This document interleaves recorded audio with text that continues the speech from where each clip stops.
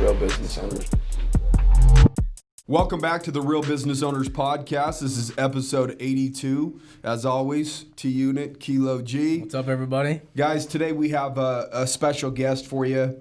The most impressive thing about this man is his rat tail, without a doubt. He's done some cool shit. So that says a lot, you know. If I could rock a rat tail, like I tried recently, it doesn't look the same on me as it does you. So. Not everybody can pull it off. Well, Yeah. my wife's been trying to Get you to chop that for a while. She literally makes me like haircut appointments. She tells our haircut girl, like Megan, like Get rid of it. Slip it. Just accidentally when you're fading in the side, go over a little bit.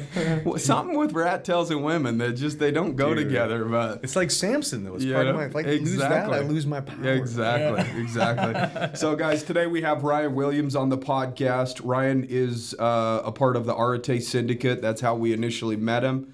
The cool thing about Ryan is when we first did our first meetup, I think it was it Coeur d'Alene was the first meetup? Yeah, it was the first one. He reached out and you were probably one of the first people that I connected with when we got to the hotel because we were kind of sending DMs back and forth. Yeah, that's right, yeah. Yeah, and so we sat down and started talking. You were the first OG that I had talked to, and you reached out, kind of extended the olive branch, so I thought that was really cool of you. Ryan has a military past. It's Navy SEAL, correct? Mm-hmm. Entrepreneur. How long have you been in business? How long have you been running your company? I think we're 14. Yeah, 2021 will be our 14th year, but several different companies. Yeah. But I started my first clothing line in 2007. Well, that's how it works, bro. It morphs into something else. Exactly. You're like, I don't want to do that. This I don't is want cool. to do that. Wait, I this don't wanna do sucks that. now. Do something else. Yeah, you've kind of fell your way, flutter into your groove, right? Yeah. And find your niche where you think that you could serve people best, right? There's so many lessons to learn. So in the many. beginning. Oh, Yeah. so many. I love the growth, too, lately. I saw your video. You guys got new headquarters. You guys are growing. You're grinding. And that's one of the cool things I thought about having you on today. It's like, man, you're like what real business owners are, man. You're going through, you're exposing and showing like this is the hard part. It's not all I hear you guys talking about this on the podcast and on Instagram, and I'm like, dude, even like Disney on the ride over, she's listening to you, she's like, fuck, that's the same thing you say. I'm like, yes, because they're fucking right. Yeah, exactly. So actually going through it. If you're ever arguing with her, just call me up and I'll side with you, bro. So like he's right, he knows. I know Ryan knows. So that's an interesting dynamic that you have, because I don't think that we've had many entrepreneurs on the show that actually run a business with their spouse. I mean, you guys are side by side on a day-to-day basis, running a company and then going home together. How do you guys ever separate business versus personal, or is it just all?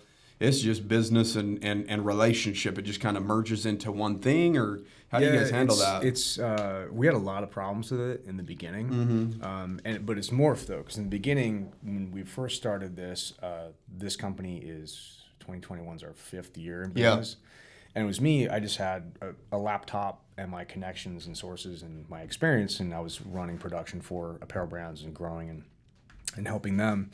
And it quickly and I had a day job too. Yeah. What were you doing then? I was working as a civilian instructor in the SEAL pipeline. So I was still instructing at SQT. So it was eating up a lot of my time as the business was growing. And so she eventually came on board and she was helping me. But now that dynamic has completely shifted to where she's the COO and she runs the team. Like she runs the entire show. business. Yeah. Just the 15 minutes we talked before we jumped in here, I'm like, just about managing employees and hiring. I'm like, oh yeah. I mean, like you're talking about, she's literally in the other room, crunching numbers, expanding numbers. She says, I'm gonna crunch numbers. I said, why don't you figure a way to expand it? Don't crunch those numbers too much. Leave a little bit of money left. So we've been, she's been working with me for I think 4 years now.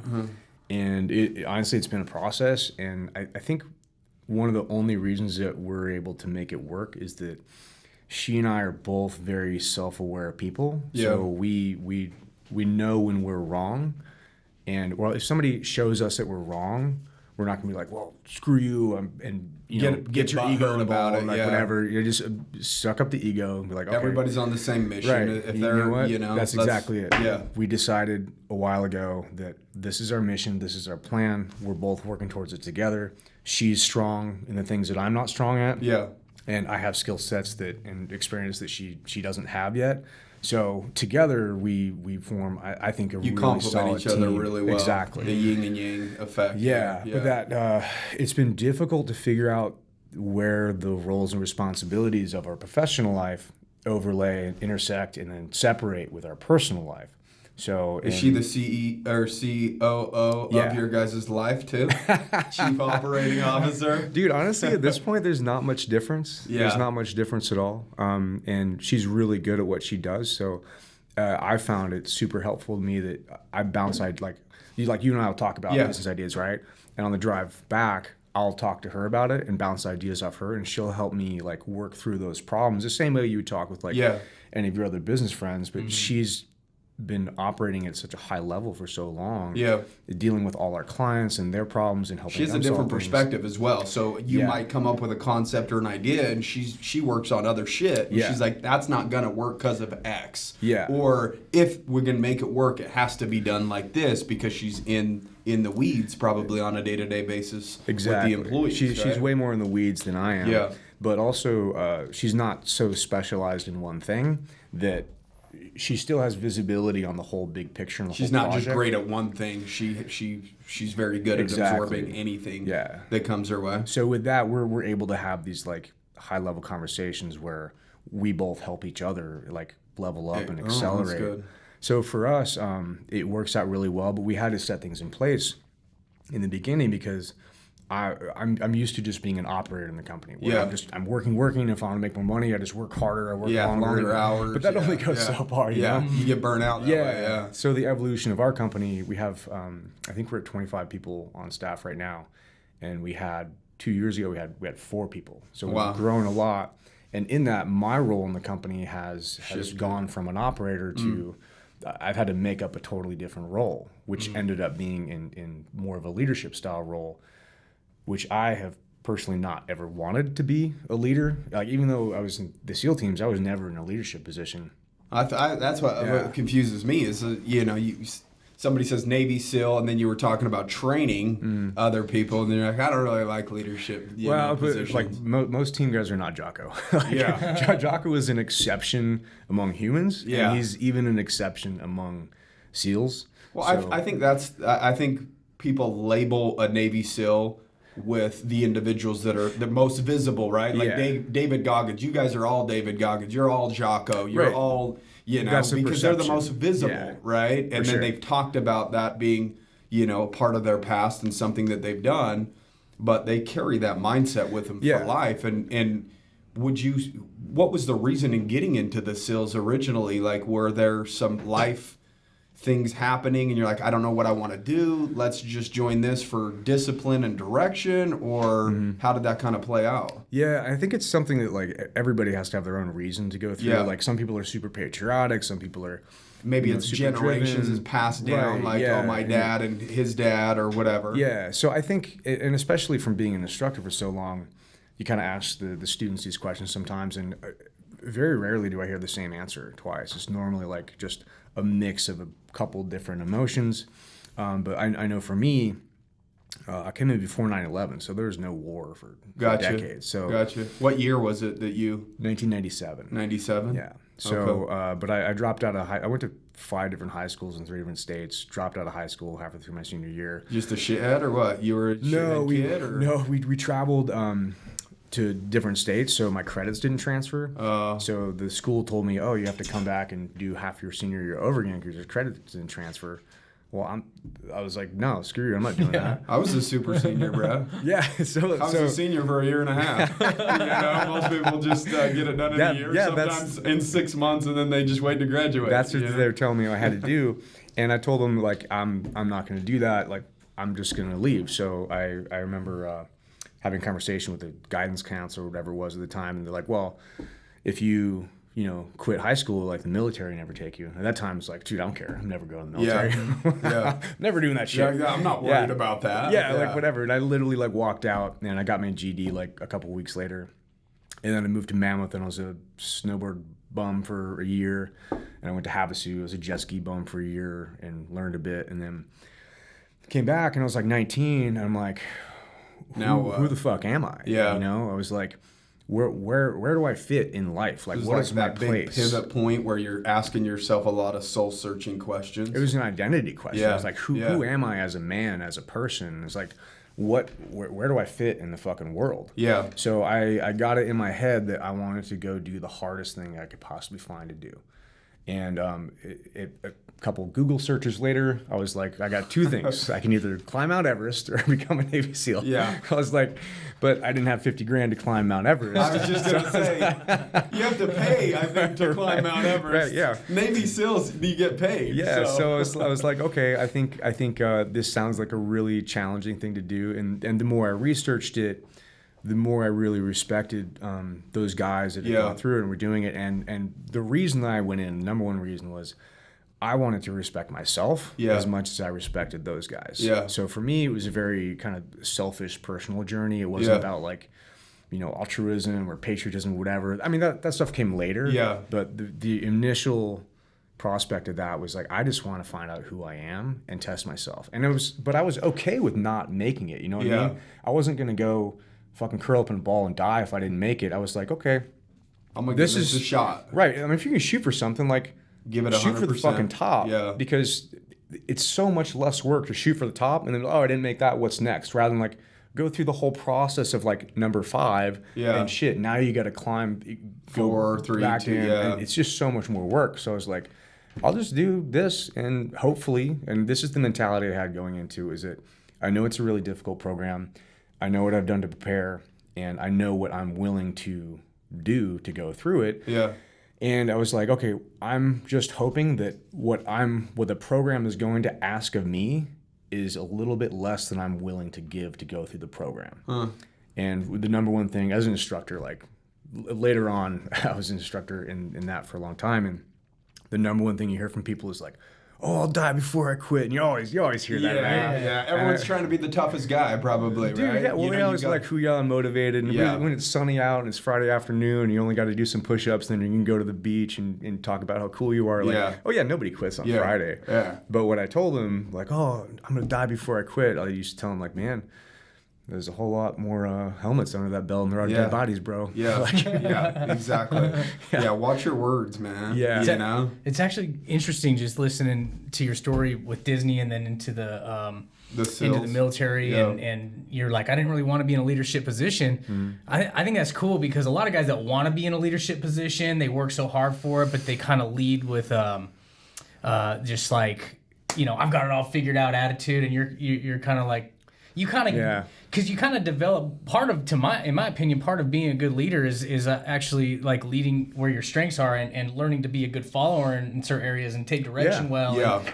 And, all those areas as well. And so I think that's kind of cool. And so now you're the owner of a company with your wife and you are taking on this leadership role. So I'm sure you're doing great at it, because you're leading where your strengths are. Man, it might seem like on the outside, I feel every day like, I totally fucked up this conversation. I shouldn't have said that to this person. I should have read their intentions and what they were looking for. I should have offered them this. That would have helped them, get their goals, which are then my goals. Yeah. And, I want to highlight that. I want to highlight that real quick. And the reason why you're a winner is because of that.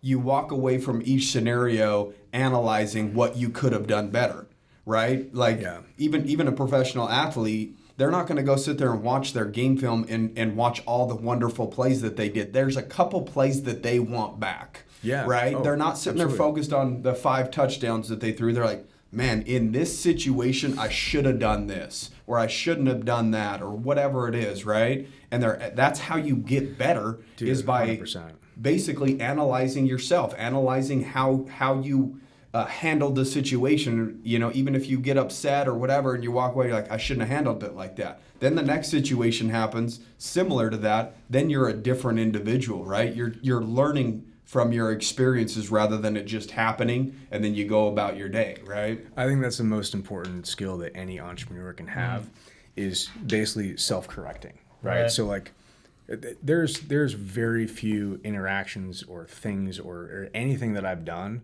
where I look back and like, oh, I really nailed that. Or it's like, oh, 100%. Like probably less than 1% of the things I do, I'm like, you know what, that was really good. It's always like, okay, that that was okay. I'm happy with the outcome, but here's some things that I can take and do better. But I think in business, that's pretty much what you have to do, because even if you have the perfect business, the market in the world is always changing and scaling and evolving. So if you are not progressing, you're literally, if you're treading water, you're literally going backwards, because the tide is moving forward. So unless you're swimming faster than tide and changing and evolving and looking at your being systems, on the offense, right? You have to, You know, and we've talked about that a little bit on the podcast. Like, don't wait for something bad to happen to your business. Always be looking at it and seeing how it can evolve so that you don't have as many problems, right? Be on the offense, adjust, tweak, change, pivot. Most people wait till there's a big issue and they're like, oh shit, this happened, I've got to pivot or I have to change. And as long as you're always on the offense, you'll do that less in under less stressful situations as well, right? That's exactly right. I think you learn to see the lead up to it, and you're like, oh shit, I've made this similar mistake before. I fell on my face here. I see these things leading up to this. Let's move and change things before we get to that point where things just blow up. Well, and you hit on it when we started the conversation. You're like, we're both highly aware people, and a lot of people don't realize, like, you're not just born with self-awareness, you know, like it's developed, it's a skill, and that's how you develop it, is like you ask yourself those questions, like, man, what could I have done different? Or, man, could I have just, you know, really focused more on his intentions versus mine? Or could I listen more to, you know, my client here? You know what I mean? You develop it over time. Dude, you become more self-aware with less ego as well, because if your ego, and why would you be looking internally if you have a high ego? Because at the end of the day, you're going to believe that everything that you did was the right thing to do anyways, even if it wasn't, and then you don't have the ability to learn as much. Well, if you are high ego, at least be aware of it. Well, here's a reason that we are both self-aware people. Like, this is a picture of her at 13 and me at 15.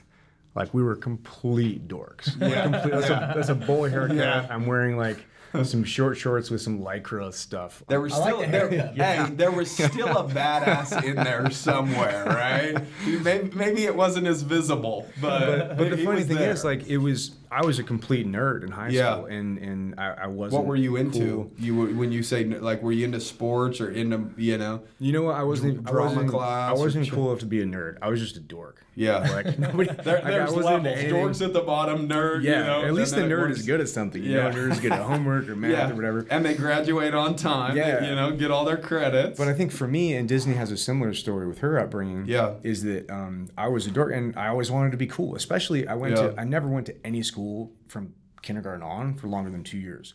So I never had. What was the reason behind that? Why were you always moving? We were really poor. Oh. So we were just always moving. Jumping around? Yeah. Trying to find the cheapest place to live? I guess, yeah. It was a lot going on. You would never picture Ryan being such a dork. I mean, I actually remember meeting him in Coeur d'Alene, like, man, this guy's good looking, he's well built. I'll bet he was an athlete. He's got a badass rat tail, you know. It's not like, it's been an evolution, man. But the thing was, I wanted to be cool, right? I want to hang out with the cool kids, because the cool kids, who doesn't? The cool kids were the ones throwing parties and doing fun stuff and living life to the maximum. I'm like, what am I doing? I'm sitting here and I'm just, you know, fucking around on the couch. I'm like, dude, I want to go experience life more. Who's experiencing life more? The cool kids. Okay, what do I need to be cool? I can either be, you know, good looking, which I wasn't. I can be an athlete, which I wasn't, or I can be funny. So I'm like, okay, what does it take to be funny? Yeah. And I'm like a cyborg, you know what I mean? Like my natural default is like engineer mentality. Yeah. Like just I'm very reverse numbers engineer it, yeah. So my wife calls me like a cyborg all the time because that's just kind of how I operate. But I had to learn how to be funny. So I would analyze the other students' humor and be like, okay, is it the content of what they're saying? Is it the context in which they're saying it? Delivery. Is it the timing? Is it the tone? Is it the articulation of the hands? What is it that's funny? Yeah. So I had a lot of really embarrassing moments where I just fell on my face, crashed and burned. Like, I thought shit was funny, and like, ooh, nobody else thought that was funny. Timing on that one. You're not supposed to tell jokes at a funeral, homie.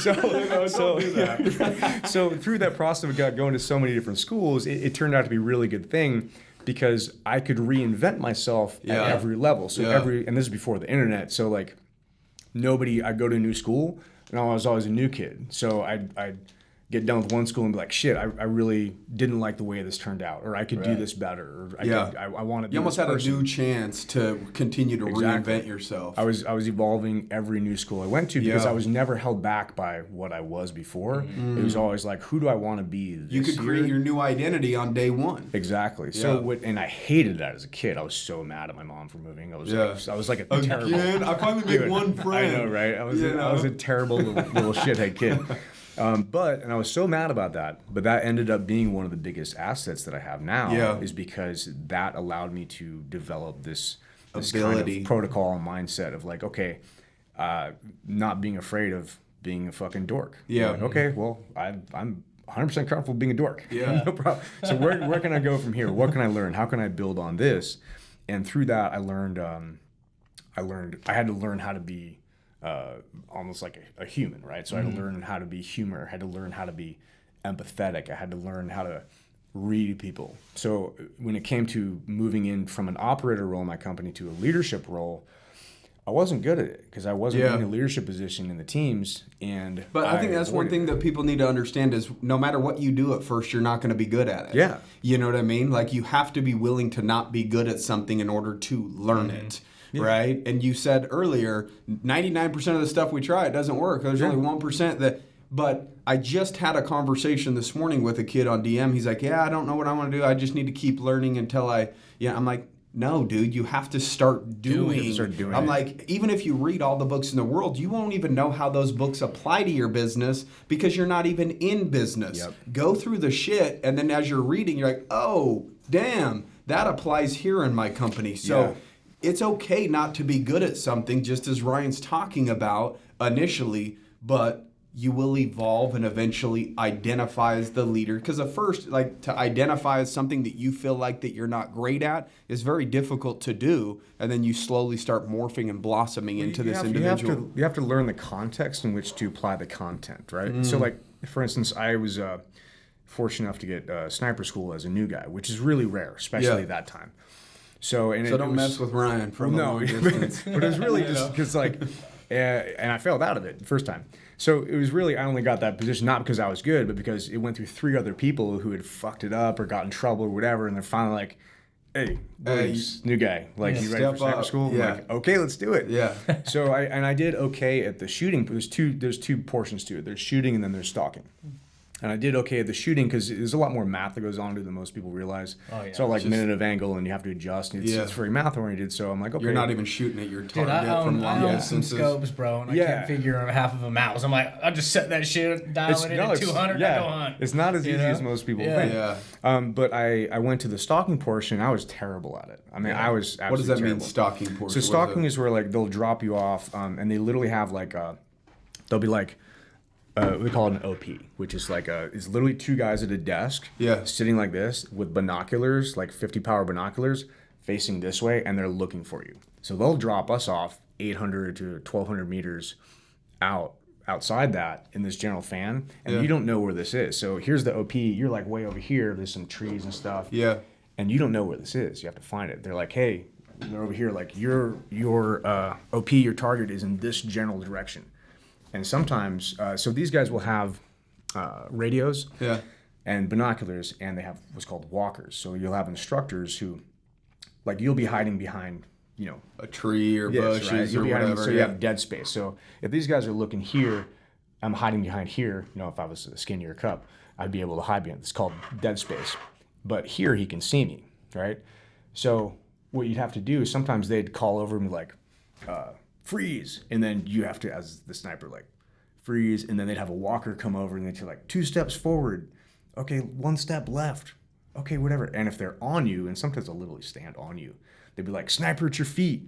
And if they're right, then you're basically caught and you're busted and you go back to the truck. If they're wrong, the walkers, they don't give them any information. They're just like, nope, because they can see you. They're literally standing on you, so you can't hide from them. But the point is to hide from the OP. So what I didn't understand was a lot of things I didn't understand at that point. But so you were out there just finding a bush, hunkering down. So like, I think I'm doing it right. But I'm looking at these older guys who were doing it, and like I would if this is the OP and the line of sight is here and this is dead space, I'm over like I would be over here look at them, and I'd have to low crawl like 800 yards, like on my belly like this. And meanwhile, an older guy's like over here, and he's literally just walking upright. Because he could see where the tree is, and he had dead space, right? And he identified the target before I did, maneuvered into a position where he could get much closer, much easier. Faster too, yeah. Yeah, and so he's literally, 5 feet from me, and I'm low crawling on my ground. If I look up like this, I can see it. It's called the bowling alley. And 5 feet to my left, this dude's just looking at me, doing like, "You dumbass." And he's smiling. And he's literally got his rifle slung over his back. He's literally walking to he's relaxing as you're like sweating on the ground, crawling. Yeah, so I failed out of the stalking portion. I went back later and passed it, but what I realized is going to my team as a new guy, that I had the content, so I had the skill set. I just didn't know how to apply it. So there was a lot of situations I ran into in my first and second platoon later where I had the tool. I was just like, oh, this is the situation where I'm supposed to use this. Like, okay, and then I pull it out and be able to apply it. But that was a very like real thing to me. I still remember looking at the guy's face and like, how the fuck are you standing up walking and I'm low crawling 800 yards? And we're right next to each other. And the instructors explained it. I was just too much of an idiot to listen. Yeah. Or I just wasn't open to it. I don't know. You thought you had it figured out a little bit. You're like, I'll just get to the ground, stay low, well, that was the same thing. I'm just going to work. I'm just going to work harder. I'm just going to low crawl 800 yards. And you can. I mean, you can do that. Yeah. But that's more not, toll on you. It's not the easiest way to do it. You know what I mean? Same thing with business. Like, I'm just going to work harder. I'm just going to do it. I'm going to gut it out. I'm like, yes, you absolutely can do that. But like, is that the best option? You know what I mean? Yeah. And at a certain point, there's probably an easier way to do it. Somebody over there's just walking, with their business, and you're over there freaking army crawling it and, struggling. And this goes into business and life. So what I found out, and this, I went back the second time through stalking portion and did really well. Yeah. But well, you had a good lesson. I had a good lesson. I had lots of time to think about it.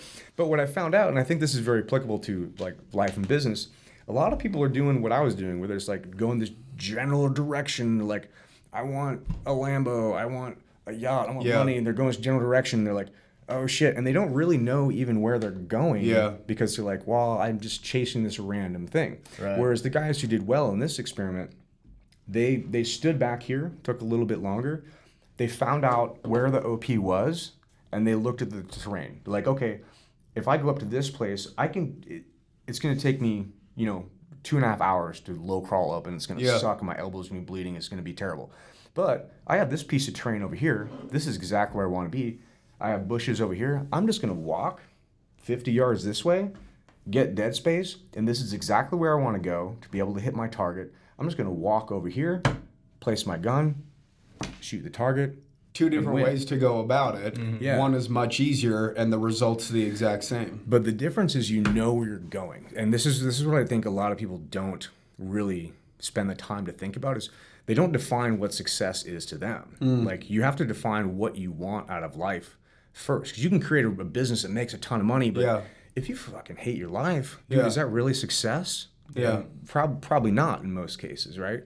And some people's version of success is they want, 2.5 kids and a white picket fence, and they just want to be average, and that's totally fine. Or whatever, summer's totally off, happy. So I'm going to go be a teacher, and that's fine. And some people want to be totally not tied down and travel, but I think if you just chase somebody else's version of success, like all Instagram and like, I need a Lamborghini and I need a plane, I need this, I need that. That's somebody else's version of success. Yeah. And even if you get there, you might find that what makes that guy happy is probably different. Not what makes you happy. And now you've spent all this time and all this effort building something that you don't even enjoy. And you're like, what the fuck? So I think a lot of people would really do themselves a big favor by just taking a step back, figuring out what does success look like to me? Is it a big house? Is it X amount of money in the bank? Exactly. Is it, I want to not work at 50 years old or 40 years old or be very clear, whatever it is. Because if you're not clear about it and the money starts coming in, you can start living the lifestyle, and then you turn 50 and then you have no money in the bank because you've lived the lifestyle. So if the goal is to retire at 50, make sure that you're making the sacrifices necessary in order to get exactly to that goal, and don't start living the lifestyle too early, because then you're taking away from your goal, right? And this is why people end up with like midlife crisis, where they're like, oh, I did all this stuff. I chased somebody else's version of success, and then I'm happy. Like, midlife crisis is easy to address, bro. You buy a drop top Corvette. Homie. That seems to be the standard thing. Yeah, exactly. and then you do like 55 in the fast lane. Yeah, exactly. The slowest motherfuckers. Yeah. But yeah, dude, funny. It's been a trip to how wrong I was about so many things, and that's also been, I think, one of my assets is that I'm able to acknowledge when I'm wrong, and then just detach and then address it or pivot or change, and detach my ego, as much as I can from it, and be like, okay, what's the outcome I'm looking for?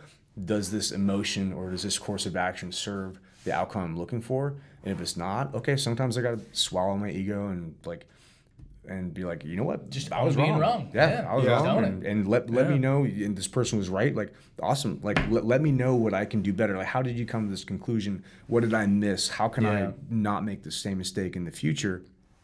And it sucks to fucking crush your... I'd look at it as short-term ego and long-term ego. Yeah. So it sucks to crush your short-term ego like that. But if this goal of building a big company... That's a big ego play. Yeah. So I can't bring that big ego down here because I'm just going to blow everything up and then I'm not going to get what I want. Yeah. So I got to crush the short-term ego, learn as much as I can so that I can achieve the big goal later. I like that. Yeah. It's so weird because we're, Stuman from the group. I'm reading his buddy's book, Keith Craft's book, and he's a pastor, right? Yeah. And he's all about... a cool dude, too. He's cool as shit, yeah. But he's all about getting clear on your vision. And that's kind of what we're hitting on is like people are clear on their vision. What is success to you? And he's like, this is like the first thing they talk about in the Bible. So he relates the Bible to business, right? And it's like all about getting clear. But I'm also reading How to Win Friends and Influence People right now too. And I'm like, they were just hitting on both those things, like how people struggle just admitting when they're wrong, and it just cripples them in all these areas. People overcomplicate business. I honestly think, you talked about being self-aware, and then you've just literally broke down a bunch of different scenarios, this, that, the other. In order to become self-aware, the more data that you have about yourself, the easier it is to become self-aware.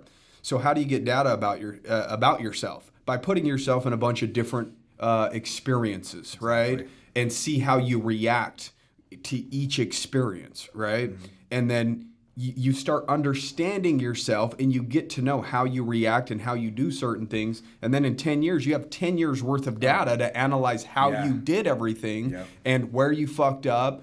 If you would have done this, it would have been much better, this, that, the other. Yep. And then you start becoming more self-aware. And then with that, your ego starts to go away a little bit. Ego's a tough thing. There's always a wrestling match going on there.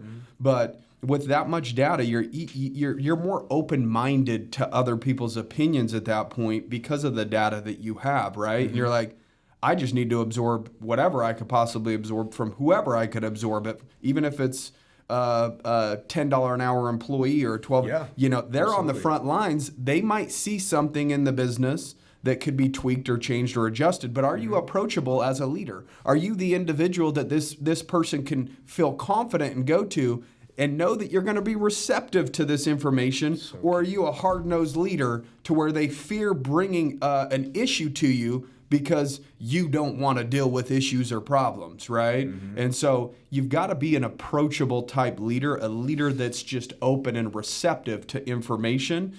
And again, how you get self-aware is through time. That's why an 18-year-old kid ain't self-aware. They don't have the data. There's been too many changes as a kid.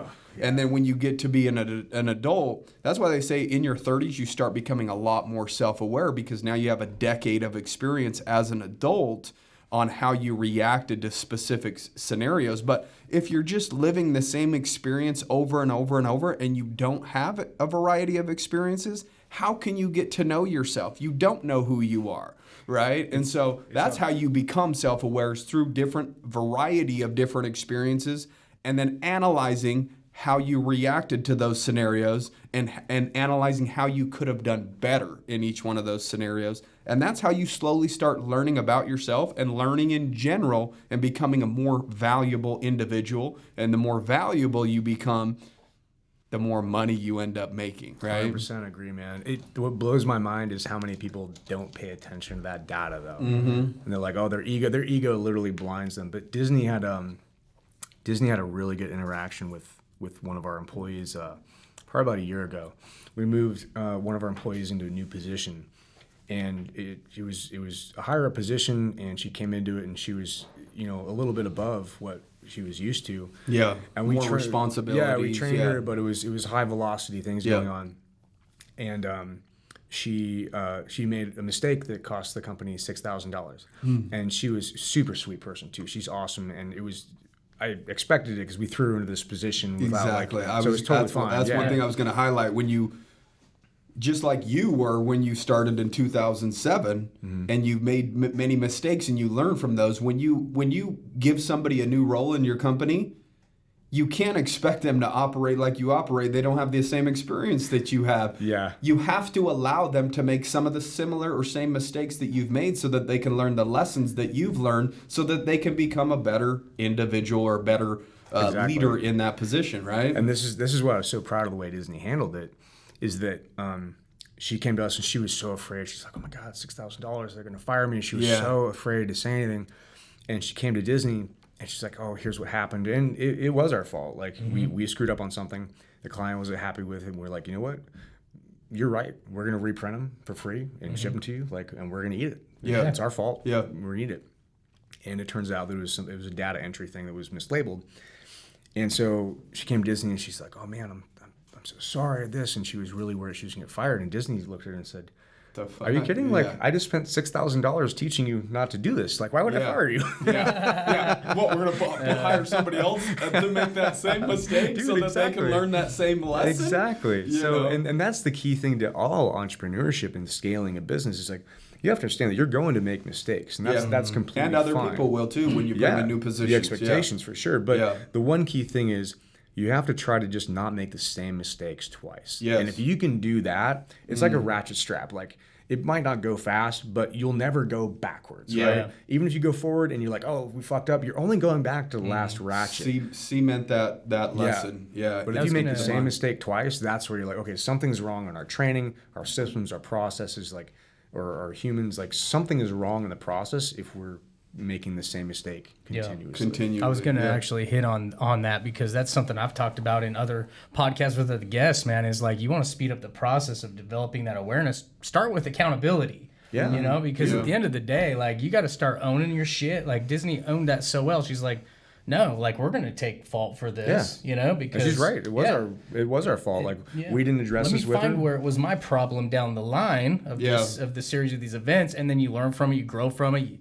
You ask yourself the right questions, you figure it out, and then you cement it into your mind, and that is just an addition to your awareness now. Oh, absolutely. And so, how can you learn the lesson if you put the problem on somebody else, right? Like if you're not taking any accountability, you're like, well, that happened because of that, and so you're placing blame over here, which ultimately frees you up from never having to make a change. It also makes you powerless to affect change on that situation. Yeah. So how can you learn the lesson if you're discarding the lesson? You're giving away the power. Exactly. The power is in taking ownership and then analyzing it and saying, what could we have done better? How could we make a change? Dude. Again, even if it's not something directly that you did personally, even if it's an employee or anybody else, take ownership of it and figure out how to become better. Maybe your leadership style, maybe the employee made the mistake because the training wasn't well, or maybe somebody just doesn't care enough and they're not a fit for your team. There's all of these different scenarios that can play out. But as long as you look inside every single time that there's a problem in your life or in your business and ask yourself, how can we make sure this doesn't happen again? Plug the fucking hole. Don't just say, oh, well, a hammer did that. That's not my fault. Yeah. Well, it's still a hole. Accountability is like the oars of the ship, right? Yeah. If you're like, oh, well, it's somebody else's problem, you're throwing away the fucking oar. And if you don't have oars in a ship, you're just literally being tossed about in the sea. You have no direction. You have no ability to move forward. Whereas if you take accountability, like, okay, how did this happen? What can I affect change on in this situation? Was it our systems, processes, things, any variety of things? Analyze it. Figure out what it is, and now you have power and now you have control. Stick those oars in the water. Now you can start to make forward progress and drive. and you become more valuable because you learned the lesson. That's a great analogy. Right? So if you don't learn the lesson, then you're still the same individual and you're not any more valuable, so therefore you're not going to make any more money. You're just adrift on the seas, and you're a victim of circumstance. Yeah, you're just going to let it throw you around wherever the wind it takes and the you. waves. Yeah, right? exactly. Yeah, whatever. You know, I just go with the flow. Everything's everybody else's fault. That. Like, you know what? You know what? If that's the way you're looking at it, you know what? That's your whole life is going to be like that. Yeah. Your whole life is going to be like that. It's true. Then everybody else is dictating your life instead of you dictating and your then you life, have no right? power and no control over it. And then you feel powerless and you just give up. Where in reality, if you just said, you know what? I can't control everything, but the things I can control, I'm going to fucking put intention into it. I'm going to do it on purpose. I'm going to control everything I possibly can in this scenario. And if you do that, eventually you'll gain more power, more control. You have one oar. And you can steer yourself over and grab another oar. Now you got two oars. And then you get a team, and now you got teams. Now you you're get their moving own faster oars and with them. less effort. Yeah, and that's and that's been a big problem for me was a leadership. Where I just was not aware. I'm not a natural leader. Some people are, but that was not me. I had to learn everything, and I'm still learning, always learning, right? You know, it's just never ending, man. Oh yeah. So let's talk about your business. Okay. Industry Threadworks. Okay. What is Industry Threadworks? What does it do? Does it have multiple things that it does? You know, explain that a little bit to the people, just so they're a little bit more familiar with the type of industry and company that you have. Yeah, we do apparel production for other brands and businesses. So we started. So you don't have your own apparel company, or you do? I do. I've built and sold. We have a couple side brands that we run internally. Yeah.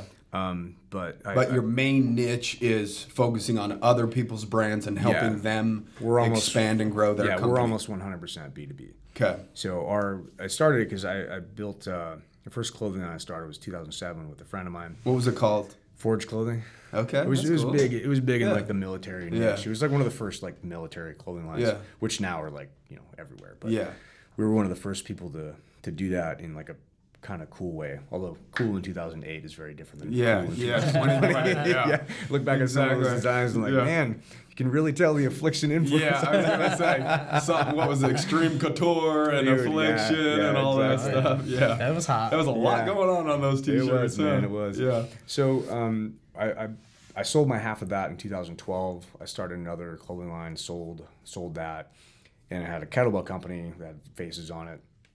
And we were one of the first to market with that, so that got interesting. I don't recommend anybody going to that business model though. It's freaking terrible. What business model? Equipment manufacturing. Yeah. Holy shit! I was so glad to get out of that. Yeah. And then I sold that, and I had a little bit of money from that, and I was like, okay, what's next? Right. Yeah. So it turns out that I had a fair bit of experience with growing brands, so I started working with a friend of mine. He was really struggling with stuff. So I'm like, well, I've been through this. I can help you out with stuff. And first it was me just telling him things. And then he's very good at, we don't work with him anymore, but he was very good at very specific things, like very good at branding and driving the vision and all that. But analytics. Maybe the fulfillment side was lacking? Yeah, there was a lot of things in the back end that really weren't catching up with that. Yeah. So we're like, and I would tell him how to do it, but it's not his forte. Yeah. So we're like, okay, we'll just do it for you. We'll just build it for you. And then so we built that, and we helped him scale up to I think he was doing about 100,000 a year when we first started work with him, and then about 3 years later when we left, he was doing about 4.5 million. Wow.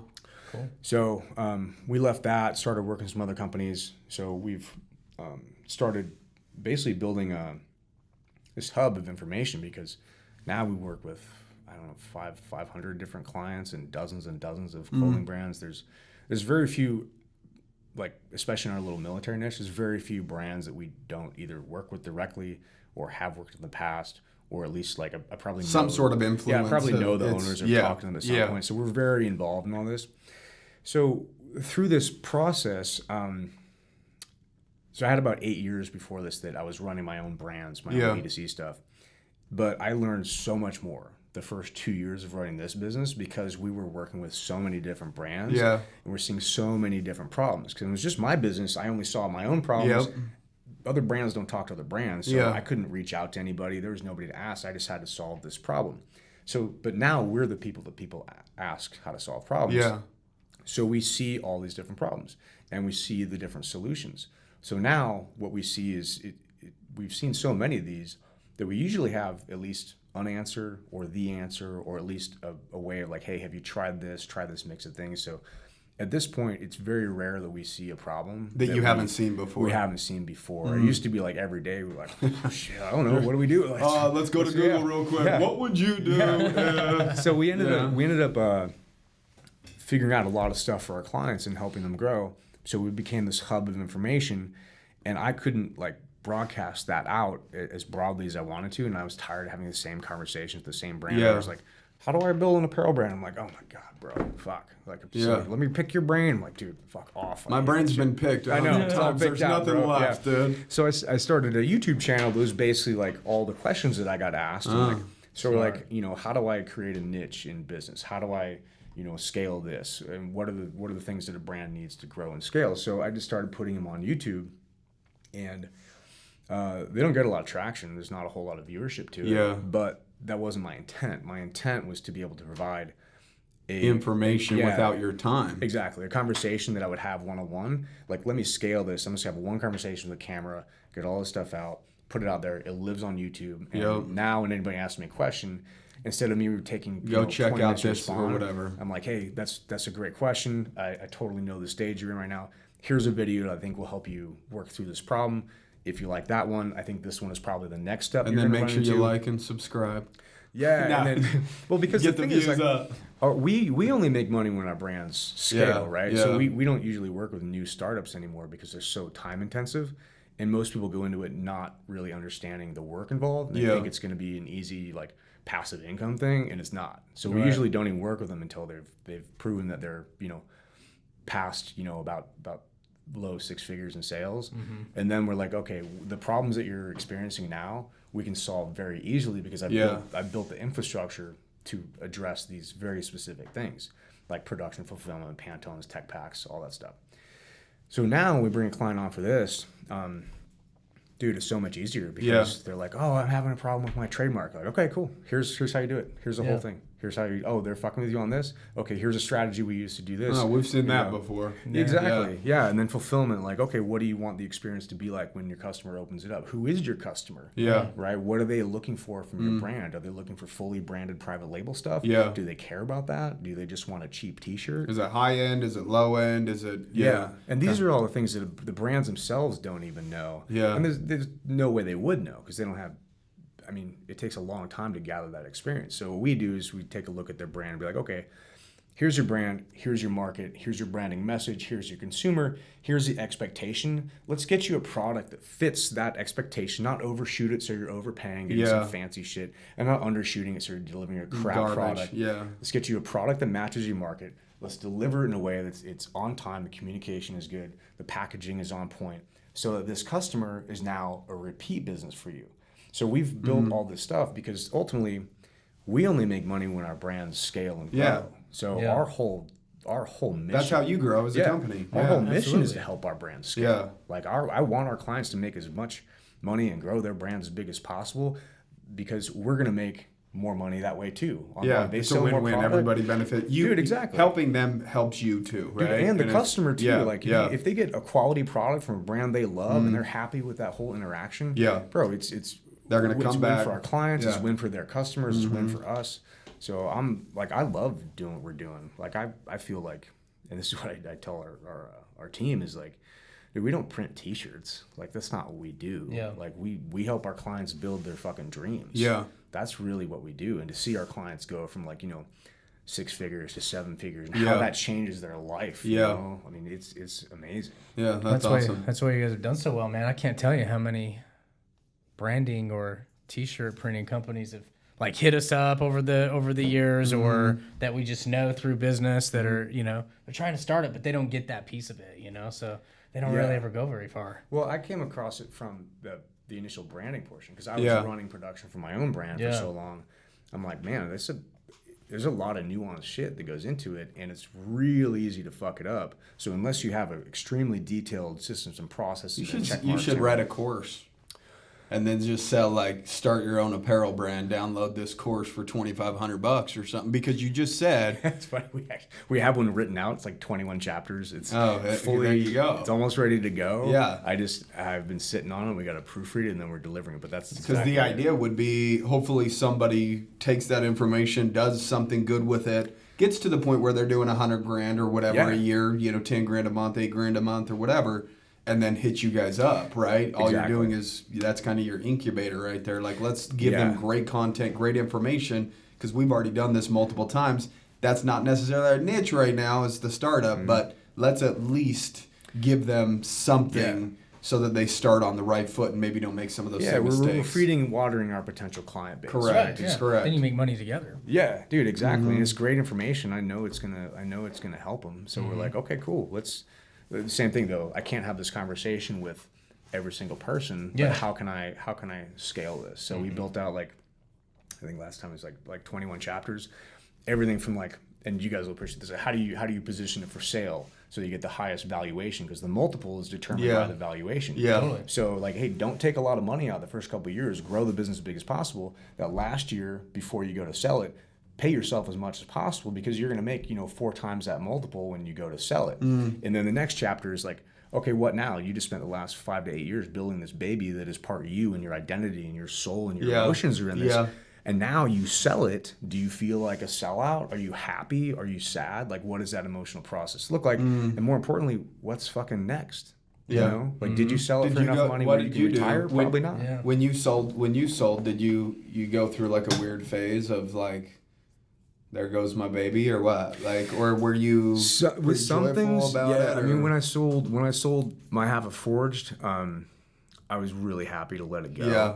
There were some internal, issues with the other people, partners or whatever. I mean, they're good dudes. Yeah, like, they're good dudes. It was time for us to separate. Yeah. And the other clothing brand I built was just kind of like an idea. I'm like, okay, I'll build it, and then it happened to be a good solution for somebody else to buy it. They're like, okay, cool. These aren't like big exits though. They're like, it was only like stuff. a 50 million or something like that. Right, yeah. Yeah, I mean, Ryan does big stuff, so 50 million's just, it's not big business. Change, yeah. But it was interesting though when I sold the kettlebell company. So it was a kettlebell company called Demon Bells that had faces on it. So we were one of the first companies to market with. Yeah, I've seen a couple of those. Yeah. So on it has it now. Yeah, exactly. And Joe Rogan actually mentioned our company on his podcast, and I got a bunch of sales from it. And when you owned it? Yeah, when I owned it. And I'm like, oh shit, what's going on with this? I'm like, That's oh, Joe Rogan mentioned it. I'm like, Yeah. okay, cool. So then On It came out with their own style. And one of the things I appreciate about them, they were so huge. They could have just crushed me and copied my shit. And like, there's nothing I could have done about it. Yeah. But they didn't. They took the kind of idea and executed in like a very different way. They had their own style. I never felt like they were stepping on my toes at all. But what I didn't do, and I still kind of kick myself for this, I sold the company to a guy who I shouldn't have sold it to him. He's a nice guy, but I should have vetted him a little better, and he immediately just drove the company in the ground. He wasn't prepared for the amount of work. He thought it was going to be like I'm going to buy, my money's going to make me right, money. and like, no. Situation. And I was very clear with him, like, hey, this is what you have to do. This is what I do, the whole thing. So looking back, everything I build, I want to be able to point to that later on when it's way bigger. I helped build that. Yeah. Right? Like that's important to me, that like these babies grow up and become bigger. So one of the things that I regret is I should have sold it to On It instead.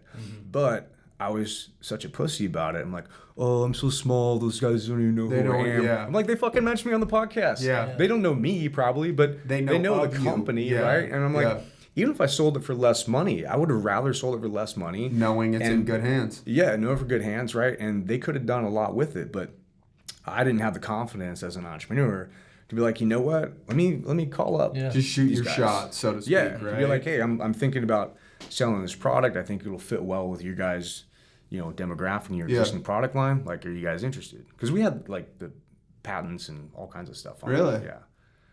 So do you still have the patents, or did you? No, I sold everything. The patents went with the business? Yeah. Whole package. Yeah.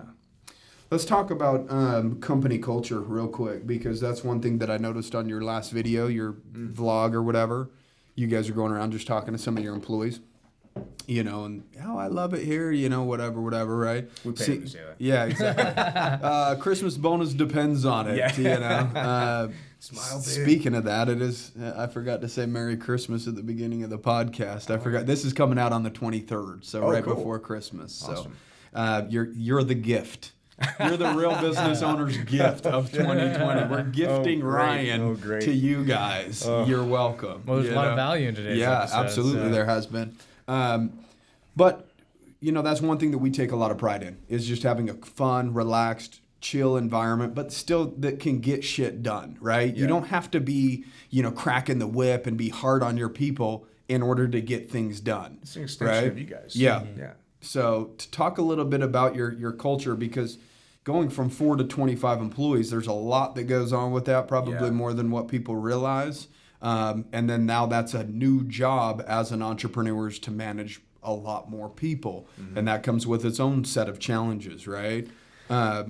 So how have you been able to, you know, have you changed anything in terms of going from 4 to 25 in how you manage people and how you reward them and the environment and all that? Talk about that for a second real quick. Before you answer that, can you talk just a little bit closer to the mic? Oh, okay. Yeah, sorry. He's slowly sliding back, dude. He's staying as far away from me as he possibly can.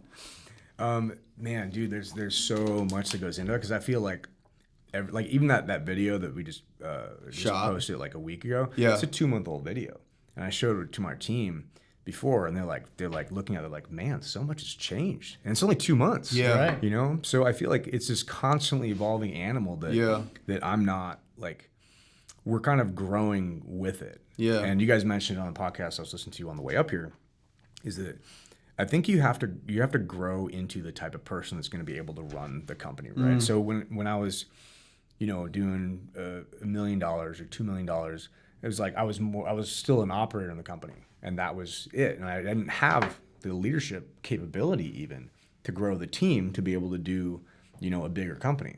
So in order to do that, I had to recognize that, and Arete was a big catalyst for me to realize, oh shit, that's what these guys are doing. So do you feel like the joining an entrepreneurship group has helped you tremendously in terms of the culture and you being just a better leader? Huge. Especially that group. Yeah. A lot of that's built around. And recognizing the importance of culture. Yeah. Because before I was like, because I'm very numbers oriented. I'm like, well, I'm just going to pay them this much. They do this work and don't take breaks. I pay well. Right. Yeah. Because I'm like, that's my culture. Well, because I'm used to being an operator. I'm used to working in the company, but I wasn't good at putting myself in other people's shoes. So I didn't realize, like, and this is a very common entrepreneurship thing, is like, why doesn't my team work hard? Why don't my employees care about the company? Like, because it's your fucking company, bro. Yeah. You can't expect people to care about your company. You can't expect them to come in at 9 p.m. and fix something or check the doors are locked. Like, nobody's going to care about your shit as much as you do. Yeah, exactly. But having a strong culture transcends that. Having a strong culture is something bigger than the company itself, and the company becomes a part of that culture. So people want the other people in the company to win. They want the culture to win, and the company grows as a byproduct of that. So I really realized that I wasn't a good enough leader to be able to handle a team that would be big enough to build the company they wanted to build. So through that process, I had to set that big goal, right? I had to get extremely clear. This is where I want to go. Yeah, I told myself. Now, who do I have to become in order to get there? Exactly. So I told myself, and we have a whiteboard on our big ass whiteboard in our conference room that has the whole year written out. Like, these are the fucking goals. Like, I told, I think we're 2.5 years into this, but 2.5 years ago, I made a 5-year goal. I want to build a $300 million company in 5 years. So, and work no backwards. Big deal, right? It's just easy, just small goals, right? You know, but that was that OP, right? Like, this is where I want to go. Yeah. So in order to get there, I had to be very clear on it. So, what does that look like? What does that company look like?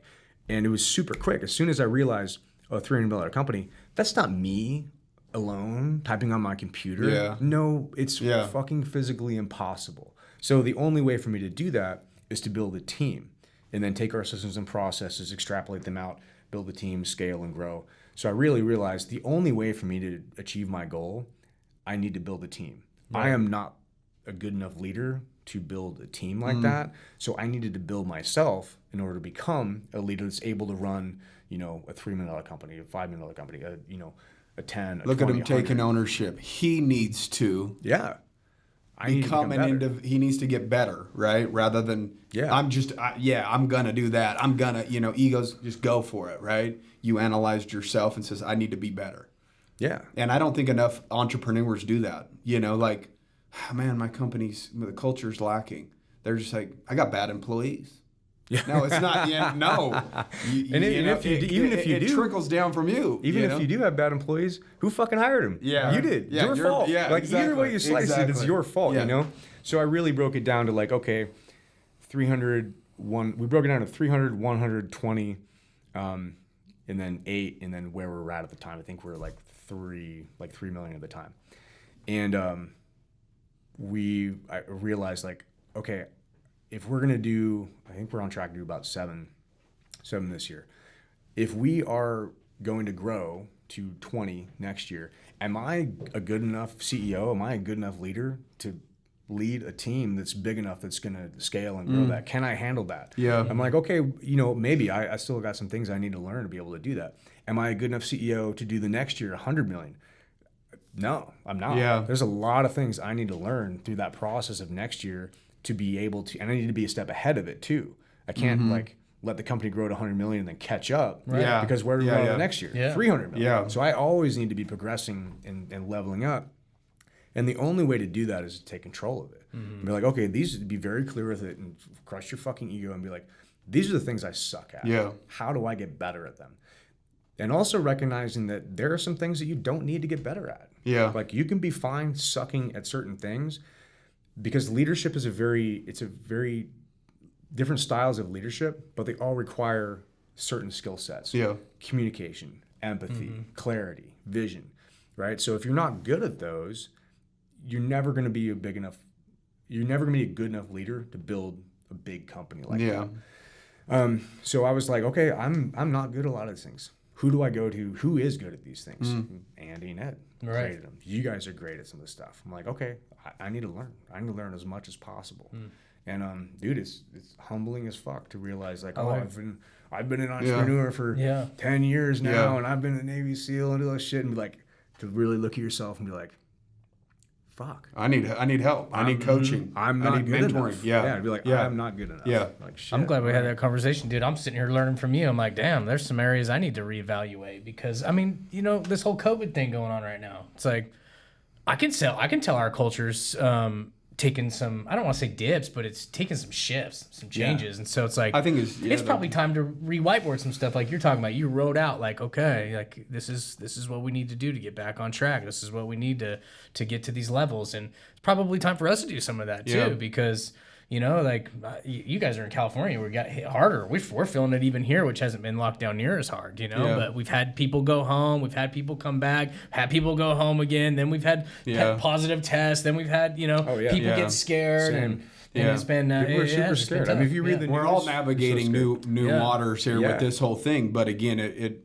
there was somebody that said, because we did a post the other day about taking ownership, right? And somebody says, I said, you need to learn everything that you could possibly learn from even bad scenarios and take ownership of it. And they're like, Gavin Newsom, or whatever, like all this stuff. And I said, well, what could you have done to insulate yourself from this scenario, right? Like if something ever happens again, you're going to be in this exact scenario. How can you insulate from an incident like this? Yeah. I don't know, maybe start putting more money in the bank, having larger cash reserves so that you could float your business for 6 months or 12 months, for however long that you possibly need, because there's always going to be something that's unforeseen, that's hiding around the corner that we don't know about. But how you insulate yourself is always stay ready and stay prepared. How do you stay prepared as an entrepreneur? By having large amounts of cash on hand, having the reserves that you need, because you just never know when it's going to come in handy.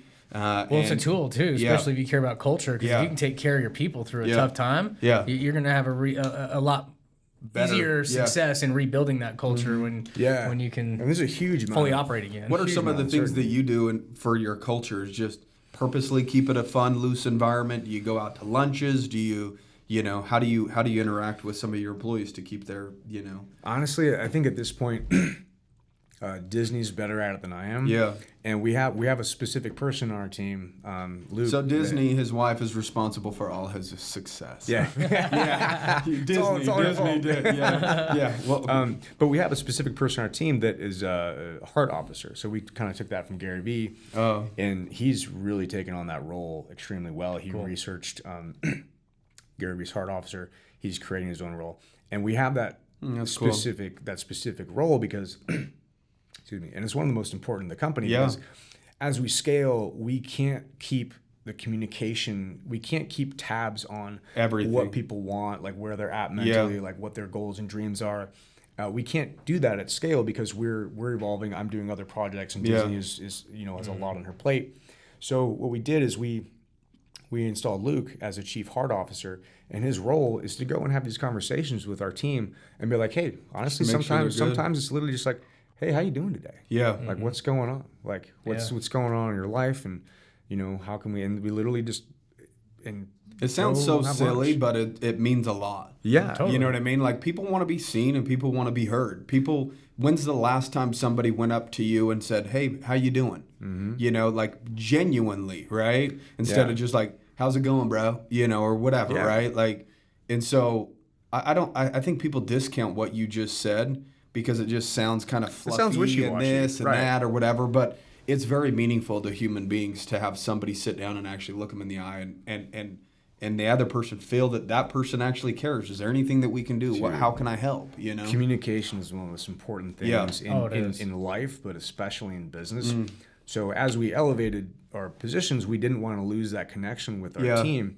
And what that does is, it sounds wishy-washy and it costs money, but it actually saves us a ton of money because it makes sure that all our team is heard, is validated. We can address issues when they're like, the start, like 1 or 2/10 of that, rather than just nobody knows about it until the person they explode, then they leave, and they're like, oh my God, and now it leaves a big gap, and now we got to hire somebody. Now we lose money because we don't have that skill set there, or it puts more pressure on other people, and then they're unhappy. All that. I think it's one of the most important positions that we have because it maintains that strong communication conduit as we scale and grow. He's investing in the culture. It probably is also like huge as far as eliminating like gossip and stuff around the office, because that can be a culture killer. Exactly. And what we found, it's so true, is that in the absence of information, people always insert the worst case scenario. Yeah.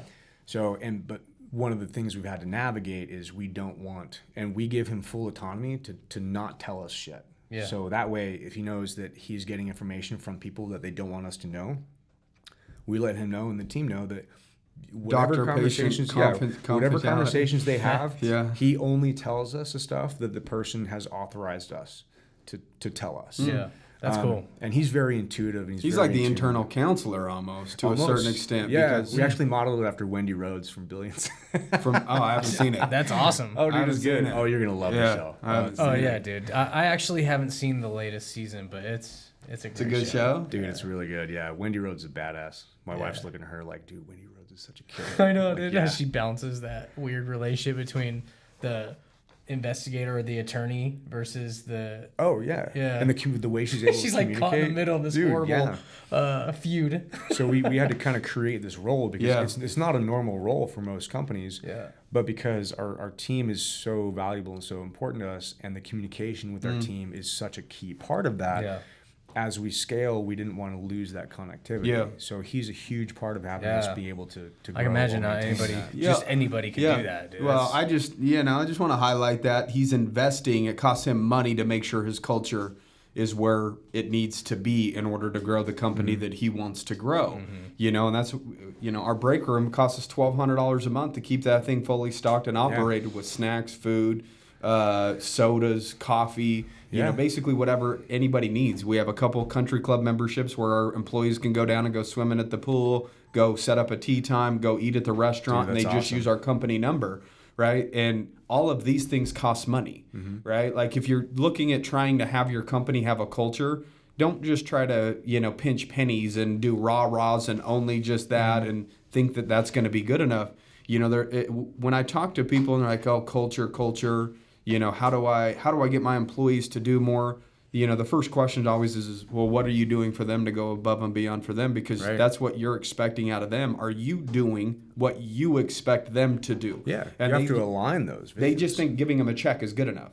No, that you gave them a check to show up and do their job. You didn't give them a check to help you with the company culture. And if they're good people, they can get a check anywhere. Yeah, exactly. Exactly. So it has to be a two-way street. You have to go above and beyond for them. And then when you say, hey, can anybody do this or that, then there's a lot of hands that go in the air that says, yeah, I'll do it. And then more people are willing to go above and beyond for the company they work for because they love the company that they work for based upon one thing, the culture of the business. And a lot of people don't look at it. They never look past that first layer of numbers, right? The first, it's going to cost me this much. Like, yes, it does. But have you looked at the other layers beneath that? Like, how much huge ROI on that. How much money it saves you, how much money it insulates you from. And so when you look at the second layer and third layer of numbers on what that investment really long term, it's a huge return. Yes. And some of them are invisible, man. Like, if you do have a great culture and people are going above and beyond for your customers, you don't really see it's hard to measure some of it. It's hard to measure. Yeah, exactly. Yeah. But when that customer keeps coming back because of the way they were treated, because of the culture you invested into, it's like, you can't really calculate it, but it's so huge. But without a doubt, when we started investing into culture and, we did workout Wednesdays for a minute down here at the college. If they showed up 4 times in a row, Wednesday at 6:30 in the morning, we would put a workout together. If they did it 4 times in a row, they'd get a bonus on their check. Cool. I want people hanging out, sweating together, laughing together, having fun together, eating together, golfing together, a big break room fully stocked where they come together. So it's all about togetherness, right? Because the more that you can get them together and have different experiences together. I mean, the Brian Head trip, when we took them up to the ski resort in the summertime. Right in the middle of COVID, dude. Right. I was just like, we need to do something. It was in July. Some so people we didn't go got like 20 hotel rooms.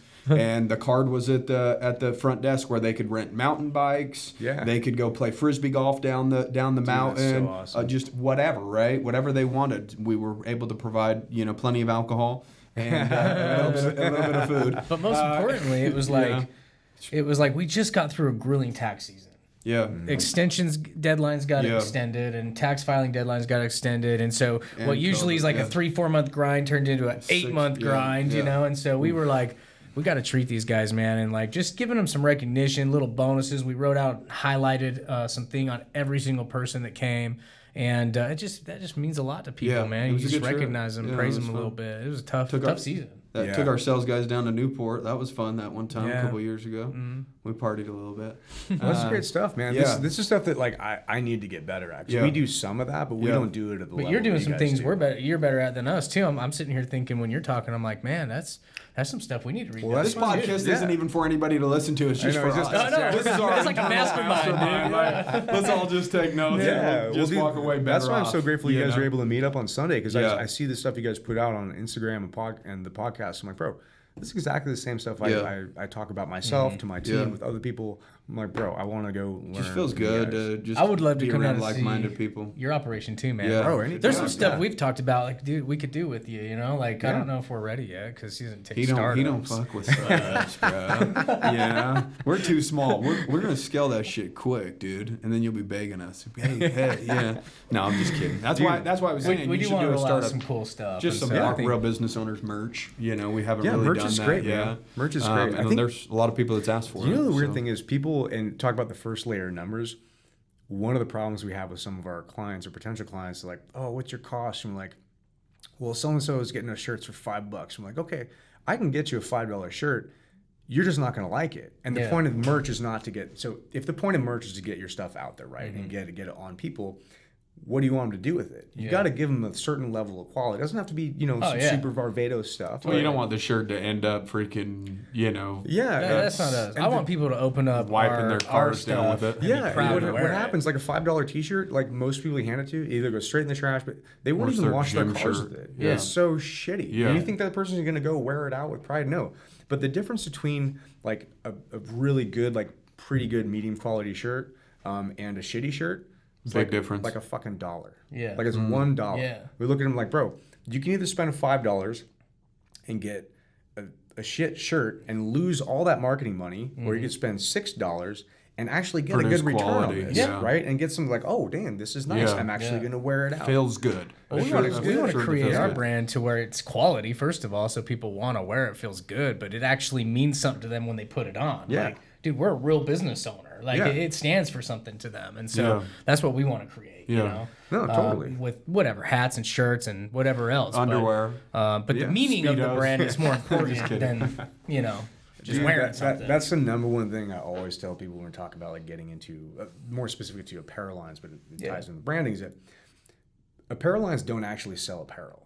Right. It seems weird. They but sell some sort of message, right? They sell a That's lifestyle. some sort of meaning. Exactly. Yes. Sell a lifestyle. So if you guys already build the brand and build the message that people want to be a part of, that's the real key. People Yeah. are like, oh, I got to get the cool designs or whatever. Some No, people they go don't. shirt first, Yeah. and then Oh, they're totally. hoping they can build a brand. And you can, but it's so Yeah. expensive and Yeah. so long that way. Yeah. If you build the message and you build the audience first and you show them like Right. this is what we're about. Amen. Then all you do, they're already asking you, hey, can I get some hats? What can I do to represent this on me? Yeah. Yeah. And like, oh shit, here's a shirt. There you go. Because if it's affected them in a personal way, that shirt actually means something, right? And that wasn't like our plan when we started Real Business Owners, man. Our No. plan was just to put stuff out that's going to benefit people. And we've gotten such great people following us and actually asking for merch and asking for, you know, more coaching Podcasts and and all this stuff that we're yeah. like, dude, this is really cool. And it's morphing helped into its us own thing. want to live up to the things that we put out there and Yeah. stuff. So I think a brand would just be cool. Yeah. Like some Yeah. apparel Be with fun. it would be awesome. Something I'd be proud to wear, which, you know, I hope other people would be proud to wear too, just because we live by a certain code. Yeah, Right. And exactly. Exactly. but that's something that we do want to create really pretty soon, honestly, because we haven't been putting it off, but now we're kind of seeing that. Oh, dude, Yeah. we do have a message, and we do Yeah. have some momentum with this, and Yeah. it would be kind of cool to build Yeah. that part. Well, you guys have already built it. I'll just put on some t-shirts for you. Yeah. Do you guys help with like design and all that Sure. stuff? Like, Yeah, okay. we can Sure, it build has a different teams for website different and- stuff, Yeah, yeah. and that's kind of what we do now is like we're a complete full package. So we do everything from create websites, do designing, do production, do fulfillment, do customer service, do content creation, do advertising, do email campaigns. So, and those are the key things that every brand needs to scale. Sounds like you just run their business. That's kind of the essentially that's what we're going to. The now. idea is to make their life as easy as possible, right? So the next evolution yeah. for us, now that we've built this all-encompassing machine, the only part that we don't have is like the brand. So now we have a person that's like, it works. We built it so that we can go to like an influencer, somebody on Instagram is like, Yeah. oh, I got 500,000 followers. I don't make any fucking money. I got people who want to buy it, but every merch company sucks and they're fucking this up and it's shit quality. Yeah.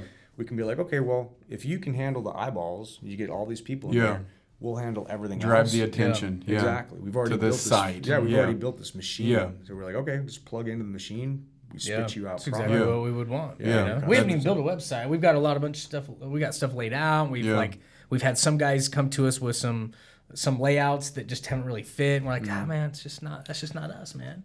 You know, Yeah. we want something real. That's what we are. We're real business owners. You know. So how I would- like the idea of meeting up with you on some Yeah, of that. sure. Absolutely. Dude, good excuse to come to San Diego, Yeah, too. we'd love to, man. We'd love In that to. case, let's just move the whole operation down there. Hey, I got seats in my car, man. We're leaving in 20 minutes. That's right. Yeah, I'll tell my wife, hey, I'll see you in Newport on Wednesday. I told you I'm going to Newport here in a couple of days, so I'm just heading down a few days early to kick over. 100%. Yeah, she wouldn't have that. So, anywho, how do people connect with you, man? Like, guys, Industry Threadworks. If you have an apparel company and you're starting to grow it, you're starting to get a little momentum. There's still a lot of unanswered questions. Ryan, without a doubt, is the guy to hit up and see what he can do. You know, if you're still a little too new, maybe keep an eyeball on him for when he does do the startup course or whatever it is to be able to, again, spend only X amount of hours, but give that information over and over and over, right? So make sure that you guys keep him top of mind when you try to pimp out some apparel brands and something that's meaningful to you that you believe will be meaningful to other people. But how does somebody go about connecting with you? Do they go to a website? Do they go to your Instagram, your Facebook? Yeah, it depends what they're looking for. But Yeah. the website is industrythreadworks.com. The Instagram is industry_threadworks. But there's a lot of stuff on YouTube. I would say if they're just getting started, I would say go to the YouTube, poke around. gather as much information as you Just can. Industry Threadworks on YouTube. Just it's look that actually- up. Well, I screwed that up in the beginning. I made it my personal one because I wasn't sure what I was going to do with it. So it's Yeah. YouTube /Invictus 5326, which is Invictus 5326, yeah. 5326. Which is my Instagram as well, Invictus 5326. 5326 is the Naval Enlisted Code for SEAL, so that's why. Like, what does Invictus mean? What's the definition of that? Technically, it means undefeated, but I think of it as just like being fucking resilient. To everything. Yeah. And not that you're impervious, but you take the hits. Well, one thing, there's a difference between being defeated and getting knocked down, right? Exactly. So yeah, you can continue to get knocked down. We can continue to make mistakes, but we learn from them. We don't ever quit, right? So I like that. There you go. There's your new brand. And the poem is really influential to me too. So I really did. What poem? It's like a SEAL poem or no, it's from William Henley. I'm the master of my fate. I'm the captain of my soul. Is the last 2 lines of it. That's why I have it tattooed on me as well. Nice. There you go. Yeah. But that's cool, man. That's cool. That's why I have a stupid Instagram handle. Dude, we appreciate you, stopping by and spending a few hours with us, man. It's you're a good dude. So we definitely appreciate it, and we were happy to have you, and I know our listeners were too. Dude, thanks for the opportunity, man. Especially coming in on Sunday. That's awesome. Oh, of course, man. Shit. Sundays are the best days. Not for anybody, though. Yeah. For you, yes. Separation exactly. season, right? Yeah, exactly. So, guys, we know you enjoyed the episode. Make sure you connect with Ryan. Instead of picking his brain, go to YouTube, and his brain has already been picked, and he already knows what the answers are. So just check it out under just Ryan, or it's Invictus.